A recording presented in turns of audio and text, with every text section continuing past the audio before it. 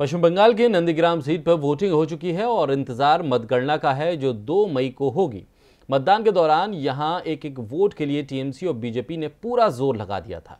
इस दौरान नंदीग्राम से टीएमसी उम्मीदवार और राज्य की मुख्यमंत्री ममता बनर्जी ने चुनाव में गड़बड़ी का आरोप लगाते हुए चुनाव आयोग को शिकायत की थी। आयोग का आज इस पर जवाब आया, देखिए रिपोर्ट।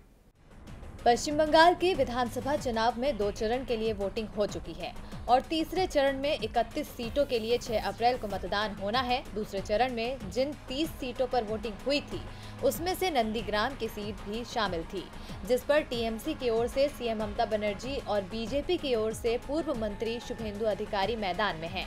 वोटिंग के दौरान ममता बनर्जी खुद एक पोलिंग बूथ पर जा पहुंची थी और शिकायत की थी कि केंद्रीय बल टीएमसी समर्थकों को वोटिंग करने में रुकावट डाल रहे हैं और बीजेपी के पक्ष में मतदान करवा रहे हैं। ममता ने कुछ समय पोलिंग बूथ पर ही धरना दिया था और 1 अप्रैल को ही चुनाव आयोग से चिट्ठी लिखकर शिकायत की थी। ममता के इन आरोपों पर चुनाव आयोग की ओर से जवाब भी आ गया है।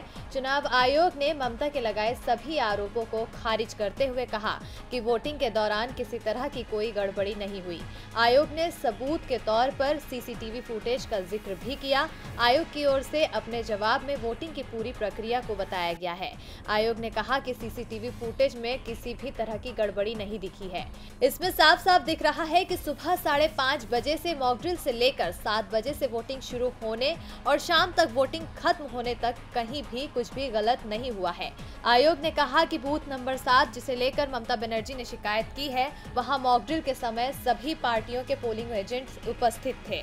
उसके बाद ही वोटिंग हुई। वोटिंग प्रक्रिया समाप्त होने तक टीएमसी, बीजेपी और सीपीएम के पोलिंग एजेंट बूथ के अंदर ही रहे, बाकी पार्टियों के एजेंट आते जाते रहे, जबकि केंद्रीय बल चुनावी प्रक्रिया के दौरान कभी भी बूथ के अंदर नहीं गया और न ही किसी वोटर को रोका। चुनाव आयोग ने अपने जवाब के साथ ममता की चिट्ठी भी सार्वजनिक की है जो उन्होंने आयोग को लिखी थी। डीबी लाइव की रिपोर्ट।